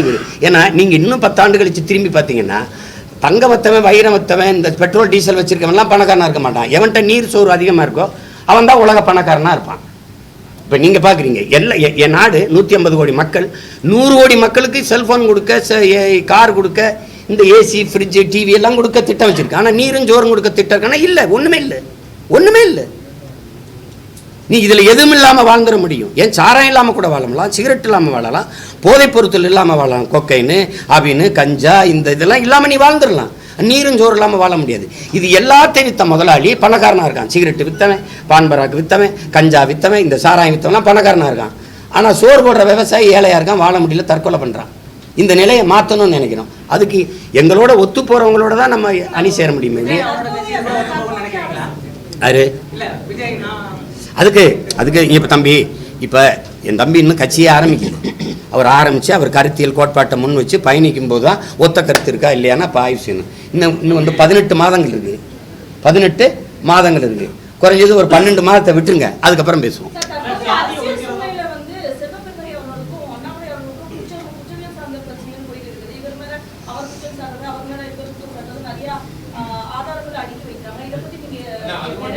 பாஜக தான் வந்து தலித்துகளை இவங்களை வந்து காப்பாற்ற போறதாகவும் வரக்கூடிய நாடுகள்ல என்னென்ன பிரச்சனைகள் வந்தாலும் நாங்க தான் வந்து முன்னாடி நிற்க போறோம் அப்படின்னு ஒரு பாஜக தலைவர் சொல்றாரு. ரசிச்சு சிரிச்சுட்டு போங்க தம்பி. உங்களுக்கெல்லாம் எவ்வளோ பிரச்சனை இருக்குது, கொஞ்சம் ரிலாக்ஸ் வேணும்ல. சின்ன சின்ன அது நகைச்சுவை காட்சிகளை பார்க்குற மாதிரி பார்த்துட்டு போங்க. ஒரு பொது தொகுதியில் அது ஆதி தமிழ் குடிகளுக்கு என்ன முன்னுரிமை கொடுத்துருக்குன்னு பாருங்க. நாட்டின் முதல் குடி மகன் president of India Ramnath Kovind கோயிலுக்குள்ளே போய் வழிபட முடியல. ஒரு மரத்து நிழலில் உட்காந்து குடும்பத்தோட யாக வந்து சாமி கும்பிட்டு போனார். நாட்டின் முதல் குடிமகன். இன்னைக்கு இருக்கிற பழங்குடி மகள் திரௌபதி முர்மு கோயிலுக்குள்ள போக முடியல, கட்டையை கட்டி வெளியில் நிறுத்திட்டேன். நீங்கள் ஐயா மோடியும் அத்வானியும் உட்கார்ந்துருக்காங்க, நீங்கள் பார்த்துருப்பீங்க. ஒரு நாற்காலியில் 2 பேரும். அந்த அம்மா ஓரத்தில் கை கட்டி நிற்கிது. இதை விட கேவலம் ஏதாவது உலகத்தில் உண்டா? ஆனால் வெளியில் வந்து பாரத மாதாக்கு ஜே. மாதாவை நிற்க வச்சுட்டு கையெட்டி நீங்கள் 2 பேரும் நாற்காலி போட்டு உட்காரிங்க. பெண்ணியத்தை எவ்வளோ மதிக்கிறீங்க, பெண்களுக்கு எவ்வளோ முன்னுரிமை கொடுக்குறீங்க, அதுவும் ஒடுக்கப்பட்ட பழங்குடி மக்கள் பிற்படுத்தப்பட்ட மக்களுக்கு என்ன முன்னுரிமை கொடுக்குறீங்கன்னு. பக்கத்தில் ஒரு நாற்காலியை போட்டு உட்காருங்கன்னு. பிரசிடென்ட் ஆஃப் இந்தியாவுக்கே இந்த நிலைமைன்னா நானும் நீங்களும் ஏமாத்துறோம் தம்பி. பேசுவாங்க, காதில் தேன் ஊற்றி பயன் இருக்கா தம்பி? வாயில் ஊற்றினா சப்பி சாப்பிடலாம், காதில் ஊற்றினா என்ன தம்பி இருக்குது? காதிலே ஊற்றுவாங்க. நிக்கல இல்லை எங்க அண்ணன் மனநிலை எங்க அண்ணன்ட்ட கேட்கறதுங்கிறது அவர் சார்ந்த இருங்க. அவர் சார்ந்து இருக்கிற தம்பி நான் கேட்கிறேன், பதில் சொல்ல விட்டுருங்க. குறுக்கு கேள்வியே கேட்டுக்கூடாது. அவர் சார்ந்து இருக்கிற, அவர் ஆதரிச்சு நிற்கிற திமுகவை கேட்குறேன். எங்கள் அண்ணன் ஆராசா முதல்ல எந்த தொகுதியில் நின்னாருன்னு நினைக்கிறீங்க? பெரம்பலூரில். அது அப்போ தனி தொகுதி. யார் வாக்கு போட்டிருப்பாங்கன்னு நினைக்கிறீங்க? வெறும் பறையரா? நான் கேட்குறதுக்கு பதில் சொல்லணும். தனி தொகுதியாக இருக்கும்போது வெறும் பறையர் மட்டும் போட்டு எங்கள் அண்ணன் ஜெயிச்சிருப்பாருன்னு நினைக்கிறீங்களா? இல்லை, எல்லாரும் போட்டிருப்பான்ல. இப்போ அங்கே வேலை செஞ்சுருக்காருல்ல எங்கள் அண்ணன். இப்போ பொது தொகுதியாக மாறிடுச்சு. நீ உண்மையிலேயே தமிழ் இன தலைவனாக இருந்தால், எங்கள் அண்ணனை தாழ்த்தப்பட்டவனெல்லாம் தமிழை நான் பார்க்குறதா இருந்தால் என்ன சொல்லினா, நீ நில்லு ராஜான்னு சொல்லியிருந்தா பறையர் மட்டும் இல்லை எல்லாரும் போட்டிருப்பான். போட்டு தானே போன தடவை ஜெயிச்சாரு. நீங்கள் நீலகிரிக்கு எடுத்துகிட்டு போகிறீங்களே. அப்போ உங்களுக்குள்ள சாதியை என்ன? அவர் தாழ்த்தப்பட்டவனாவே நீ பார்த்துட்டு இருந்திருக்க. நாங்கள் அவரை தமிழனா ஆதி தமிழனா நாங்கள் பார்க்குறோம். இப்போ 2க்கு வேறுபாடு இருக்குல்ல. இதே தானே ஐயா இளையராஜாவுக்கு பிஜேபி செஞ்சிச்சு. நீ ராஜ்யசபா கொடுத்த, அங்கே ஒரு விளையாட்டு வீரர்கள் கொடுத்தா, அங்கே ஒரு பிற்படுத்த ஒடுக்கப்பட்டவர் கொடுத்தா, இங்கே தலித்து கொடுத்தவங்கிற. எங்கள் ஐயாவுக்கு நீ தகுதி பார்த்து கொடுக்கல. அவன் ஈடு இணைற்ற இசை மேதை, 21ஆம் நூற்றாண்டில் ஆகச்சிறந்த இசை மேதை. அவர் தகுதி பார்த்து நீ கொடுக்கலையே, நீ தலித்துன்னு தான் கொடுத்தங்கும் போது கோபுரமாக வராது. இதுதான் பிஜேபி தாழ்த்தப்பட்ட மக்கள் பக்கம் நிற்கிறது. சரி, அதே இது வந்து நீங்க அயோத்தியில் வந்து அகிலேஷ் யாதவ் வந்து போய் ஒரு தாழ்த்தப்பட்ட ஒரு மகனை நிறுத்தி வென்றுட்டாரு. அதை பிஜேபி செஞ்சிருந்தா பொது தொகுதியில் சரியா இருக்குடா அப்படின்னு நம்ம பேசலாம். அம்மையார் ஜெயலலிதா கூட தலித்தலின் மேலே ஐயா கொண்டு திருச்சியில் நிறுத்தி வெல்ல விட்டாங்க. அப்படி திமுக தான் முயற்சிச்சிருக்கா தம்பி? அதிமுக உங்களுக்கு தெரியும், சமைச்சு வைக்கிறாரு சாப்பாடு ஐயா தனபால் அவர்கள். இவங்கெல்லாம் சாதி இதில் சாப்பிடல. ஒரு தடவை மறுபடியும் சமைச்சு சமைக்கல. கம்ப்ளைண்ட் போது குற்றச்சாட்டு வந்து இந்த ஜெயலலிதா அம்மையார் கூப்பிட்டு கேட்குறாங்க, என்ன தனபால் ஏன் சமைக்கல? அழுகிறாரு. ஏன் அழுகிறீங்க? போன தடவை சமைச்சு வச்சம்மா, சாதி பார்த்துட்டு யாரும் சாப்பிடல. இந்த தடவை சமைச்சேன்னா வீணாத்தான் போயிடும், நம்ம சமைக்கலாமான்னு. இருங்க நான் பார்த்துக்கிறேன்னு உணவுத்துறை அமைச்சராக போடுறாங்க. அது சேட்டை தான். ஆனால் அவரை இது பண்ணுறீங்களாடா, உணவுத்துறை அமைச்சராக போடுறேன். மறுபடியும் அவரை இழிவுபடுத்துகிறாங்க. அப்போ நான் வரைக்கும் யார் வந்தால் நீங்கள் வரும்போது நான் உட்பட எல்லாரும் எந்திரிச்சு நிற்கிற ஒரு இடத்துல உங்களை உட்கார வைக்கிறேன்னு சபாநாயகராகினாங்க. அது மாறுதல். ஆனால் நீங்கள் அப்படி எதையுமே செய்யலையே. ஆனால் நீங்கள் பெரியாரை பேசியிருக்கீங்க, பேரறிஞர் அண்ணா பேசியிருக்கீங்க, சமூக நீதி பேசியிருக்கீங்க. இந்த பாருங்க, இங்கே முதலமைச்சர் உட்கார்ந்துட்டாருங்க, எங்கள் அண்ணன் ஆராசா இங்கே வந்து உட்கார்றாருங்க. எந்திரிச்சு இங்கே உட்கார சொல்லி தன் மகனை உட்கார வைக்கிறாருங்க. எம்பிட்டு பெரிய சனாதன எதிர்ப்பு, சமூக நீதிங்க. ஏன் இவருக்கு எங்கள் அண்ணன் எங்கள் ராசா உட்காந்து இங்கே உதயநிதி உட்காந்தா என்ன பின்னாடி இருக்கையில் புண்ணாயிருமாங்க? எதை பற்றி பேச ஒன்று தகுதி நேர்மை வச்சிருக்கு? நீங்கள் ஒரு பொது தொகுதி தானங்க எங்கள் அண்ணன் கேட்டார் திருமாவளவன், தகுதி இல்லையாங்க? காங்கிரஸை விட விடுதலை சிறுத்தைகளை விட காங்கிரஸ் பெரிய கட்சின்னு யாராவது சொல்லுங்க. நான் இப்படியே நிறுத்திட்டு போயிடுறேன். 23 விழுக்காடு ஆதித்தமிழர்களுக்கு வாக்காடு, 13 விழுக்காடு வாக்கு திமுக பெற்றுக் கொடுக்கறது எங்க அண்ணன் திருமாவளவன். காங்கிரஸுக்கு அத்தனை விழுக்காடு இருக்காங்க. எதுக்கு 10 தொகுதி? என் இனத்தை கொன்னதுக்கா? கச்சத்தீவத்தை மீட்டு தராதுக்கா? காவிரி நதிநீர் உரிமை பறிகொடுத்ததுக்கா? எதுக்காக காங்கிரஸுக்கு 10 தொகுதி? 10க்கும் 10 ஜெயிக்க வச்சு ஏன் அனுப்பணும்? ஏன் அனுப்பணும்? வட மாவட்டங்களில் திருமாவளவன் இல்லாம அவங்க வெற்றி சாத்தியப்பட்டுருச்சா? சொல்லுங்க தம்பி, நீங்க சொல்லுங்க தம்பி. ஏன் அவருக்கு ஒரு பொது தொகுதி கொடுக்கல? சரி, நீங்க பொது தொகுதி அண்ணன் கொடுக்காதீங்க. ஒரு பொது தொகுதியில் ஆதி தமிழ் குடியை நிறுத்துங்களே, ஒரு தேவேந்திரரே ஒரு பறையரை நிறுத்துங்களே, அதையாவது செய்யுங்க. நீங்க நின்ன 22ல ஒரு இஸ்லாமியன் கொடுக்கலையே. கூட்டணிக்கு இந்திய யூனியன் முஸ்லீம்களுக்கு தானே தள்ளி விட்டீங்க. மாமா நவாஸ் கனிக்கு போப்பாங்கன்னு நீங்க கொடுத்தது எத்தனை? சனாதனங்கிறது நீங்க சனாதன எதிர்ப்பு உங்கள இருந்தா நாங்க ஆரம்பிக்கணும். தனிமனித பாதுகாப்பு அப்படின்றது கேள்விக்குறியா இருக்கு. இந்த காலகட்டத்தில் கூலிப்படை கலாச்சாரம் அதிகரித்து வருது. இந்த இதுல வந்து காவல்துறை அதிகரிச்சு வருது யார் ஆட்சிக்கு வந்த பிறகு? ஏன்னா நீ என்னை நிறைய கேள்வி கேட்ப, அந்த ஒரு கேள்வி கேட்டா இருங்கன்ற. சொல்லு சரி சொல்லு சொல்லு. இந்த நிலையில காவல்துறை உயர் அதிகாரி அவர்கள் வந்து எஸ்ஐல இருந்து உயர் பொறுப்புல இருக்கிற எல்லாருமே லத்தியையும் துப்பாக்கியும் ரெடியா வச்சுக்கணும் அப்படின்னு சொல்றாங்க. இப்ப தனி மனித பாதுகாப்பு அவங்க பாதுகாப்புக்கு இதெல்லாம் இருக்கு. தனி மனித பாதுகாப்புக்கு என்ன இருக்கு? கேள்விக்குறியா இருக்கு. இல்ல தம்பிக்கு கூட ஒரு துவக்கு கொடுத்துருக்காங்க, ஆம்சாங் கூட. எனக்கு கேட்டேன், எனக்கு தரல. 2 தடவை போட்டேன், அது தள்ளி விட்டுட்டாங்க. சரி, அது ஒன்றும் இல்லை. இப்போ நான் என்ன சொல்கிறேன் தம்பி, காவல்துறைங்கிறது குற்றம் நிகழ்ந்த பிறகு பிடிச்சி கூண்டில் நிறுத்தி தண்டனை பெற்று கொடுக்கறது இல்லை. நம்ம தலைவர் எங்கள் தலைவர் எங்களுக்கு கற்பித்தது, காவல்துறை என்பது குற்றவாளிகளை பிடித்து கூண்டில் நிறுத்துவதல்ல அவர்கள் வேலை, குற்றவாளிகளை உருவாகாத ஒரு சமூகத்தை உருவாக்குவதான்னு. நம்மளால துப்பாக்கி லத்தியில் வச்சு இதை சரி செய்ய முடியாது. கற்பித்தல் தான், அன்பு தான். அதை நியாயமாக பேசி அதை புரிய வைக்கணும், அதை இது பண்ணணும். நீங்கள் வந்து எதுக்கு குண்டாஸ் போடணும்னே உங்களுக்கு தெரியல. மீம்ஸ் போடுற மேலே குண்டாஸ் போடுறீங்க, உங்களுக்கு எதிராக ஒரு வலைவலியில் ஒரு கருத்து சொல்கிற மேலே குண்டாஸ் போடுறீங்க. கொலை செய்கிறவனை சும்மா தூக்கி அவனை விசாரணையே இல்லை. ஏன் கொன்ன? எதுக்காக கொன்ன? யார் சொல்லி கொன்ன? நீ கொல்றதுக்கான நோக்கம் என்ன? இந்த விசாரணையே வெளியில் வரலையே. அவன் யாரையும் நீங்கள் கைது செய்யலை. எல்லாருமே தம்பி ஆம்ஸ்டாங் கொலை வழக்கில் சரணடைஞ்சவங்களா அப்படியே தூக்கி கொண்டு உள்ளே வச்சுட்டீங்க, அப்படியே ரிமாண்ட் பண்ணிட்டீங்கல்ல. கூப்பிட்டு விசாரித்தோம், இதுக்காக பண்ணோன்னு சொல்கிறாங்கன்னு. ஏன்னா அண்ணன் திருமாவளவன் உட்பட எல்லாருக்குமே இருக்கிற சந்தேகம், கொலையாளிகள் வேற, சரணடைஞ்சிருக்கிற ஆள்கள் வேற. அப்போ எதையோ ஒன்று மறைக்கிறதுக்கு யாரோ ஒன்று செய்கிறாங்க. அது யாருங்கிறது தானே கேள்வி.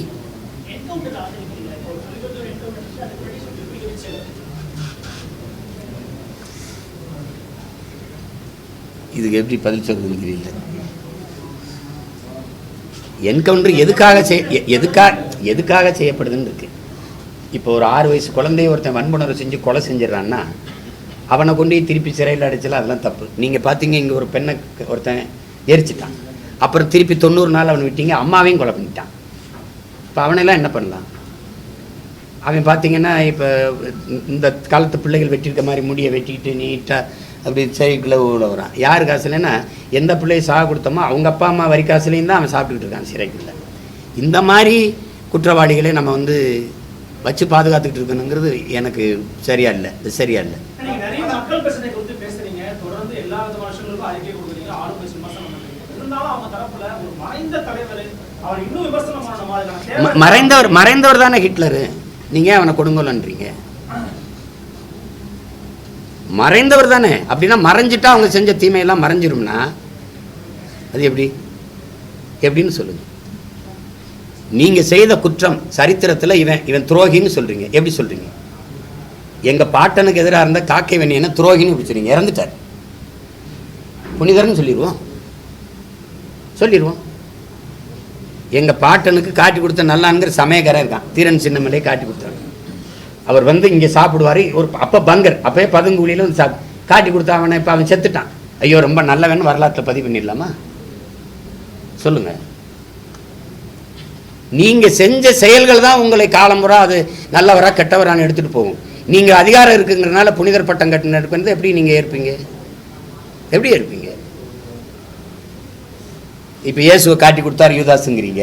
இயேசுவும் இறந்துட்டாரு, யூதாஸும் இறந்துட்டாருன்னு வச்சுப்போம். யூதாஸ் நல்லவர் தான் அப்படி சொல்லுவீங்களா? அப்போ நீங்கள் ஏன் இறந்து போன ஜெயலலிதா எம்ஜிஆர் எல்லாம் பேசுகிறீங்க? ஏன் பேசுகிறீங்க? ஒருத்தர் இறந்துட்டதுனாலே அவர் புனிதர் ஆயிடுவாங்கிற கருத்தை எப்படி நம்ம ஏற்க முடியும் சொல்லுங்கள்? எங்கள் அன்னை காசி ஆனந்த கவிதை தான், செத்தாலும் புலிகள் புலிகள் தான், அவர்கள் வாழ்ந்தாரும் மலத்தில் நீர புழுக்கள் தான் எழுதினார். அந்த அந்த படுகொலை எப்போ அதை தான் உங்களுக்கு நினைவூட்ட வேண்டியது இருக்குது. கூட்டணி இல்லைன்னு சொல்லிருக்கீங்க, தொடர்ச்சியாக விமர்சிச்சிருக்கீங்க. ஆனால் விக்கிரவாண்டி தேர்தலில் மட்டும் எதுக்கு அதிமுக ஆதரவு? அவங்க என்கிட்ட 3 தடவை ஆதரவு கேட்டாங்க, வேலை செஞ்சேன். ஆதரவு அவங்க நின்றுருந்தா கேட்க போகிறதில்ல, நிற்கலை. அதனால் உங்கள் வாக்குகளை பொது எதிரியை நம்ம வலுவான எதிரியாக வீழ்த்துறதுக்கு எனக்கு ஆதரிங்கன்னு கேட்டேன், அவ்வளோதான். இடைத்தேர்தலாம் எதுவுமே ஆளுங்கட்சி தான் ஜெயிக்கும். குறிப்பாக ஃபார்முலாலாம் கையாளுவாங்க. ஆர்கே நகர் ஃபார்முலா, ஈரோடு ஃபார்முலா, இந்த மாதிரி ஃபார்முலா கையாளுவாங்க. திருமங்கல ஃபார்முலா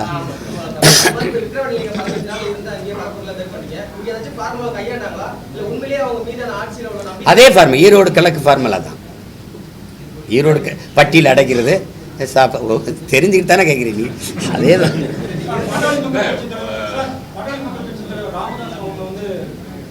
குறைந்த எண்ணிக்கையில் இருக்கிற ஜாதியினர் ஆட்சி செய்து கொண்டிருக்கிறார்கள், பெரும்பான்மை உள்ளவர்கள் ஆட்சி செய்யணும் அப்படிங்கிற அது எங்கள் ஐயாவுக்கு வந்து இப்போ என்னென்னா, இப்போ நாங்கள் ஐயாவை பெரிதாக மதிக்கிறேன், ரொம்ப பெரிதாக மதிக்கிறேன். ஆனாலும் சொல்கிறேன், பல முறை திமுகவோட கூட்டணி வைக்கும்போது எங்கள் ஐயாவுக்கு தெரியலையான்னு கேட்குறேன். தெரியுதில்ல, அந்த கருத்து சரியே தவிர இதை நீங்கள் அப்போ கேட்டிருக்கணும். எங்கள் ஐயாவுக்கு மது ஒழிப்பு கொள்கையில் உறுதியாக இருக்காரு. மதுவை எவன் ஒழிக்கிறானோ, மது கடையை மூடுறானோ அவனோட நான் கூட்டணின்னு எங்கள் ஐயா சொல்லலை. சாதி வாரி கணக்கெடுப்பு நம்ம கேட்குறோம், குடிவாரியாக எண்ணுங்கிறோம். குடிவாரியாக எவன் என்றானோ அவனோட நான் கூட்டணின்னு எங்கள் ஐயா சொல்லலை. இப்போ பாருங்கள், நேரெதிராக இருக்கிற பிஜேபியோட கூட்டணி வைக்கிறது நம்ம எப்படி ஏற்கிறது? இந்த கொள்கைக்கு நேர்மாறு அவங்க வகுப்பாரி பிரதிநிதித்துவத்துக்கு என்றைக்குமே அவன் இடம் கொடுக்க மாட்டான். அப்போ அவனோட கூட்டணி வச்சு என்ன பண்ண முடியும்? ஒரு ஓட்டுநாள் தம்பி என்னால் அந்த வலிமையே அவனுக்கு சேர்க்கணும். அப்போ அந்த கொள்கைக்கு இங்கே நீங்கள் திருப்பி அவர் தலைமையில் ஒரு அவன் இந்த சமூக நீதி கொள்கைக்கு நேரெதிராக இருக்கிற ஒரு கட்சிக்கு போய் நான் ஓட்டு போட்டு வலிமை சேர்க்கறதுங்கிறது ஒத்த ஓட்டுனால் அது துரோகம் தானே தம்பி, அது தவறு தானே.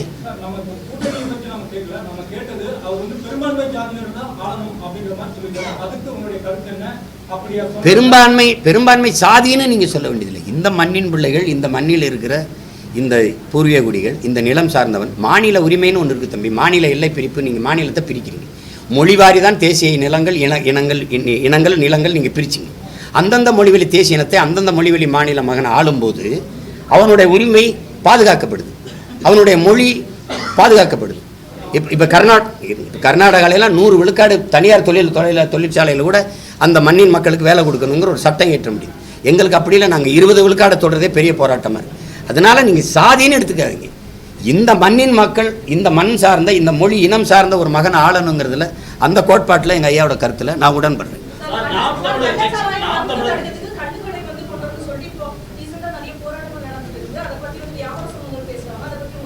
இல்லை ரீசெண்ட்டுன்னு சொல்லாதீங்க.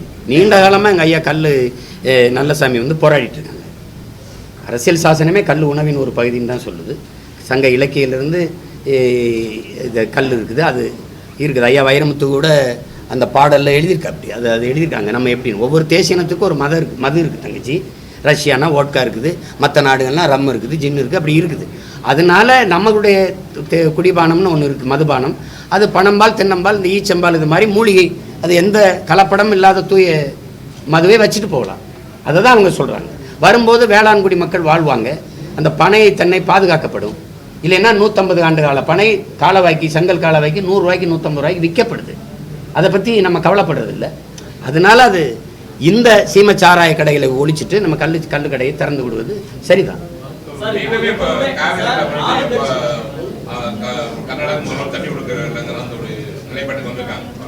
மீண்டும் இல்லை, அதான் அவங்க செய்வாங்க.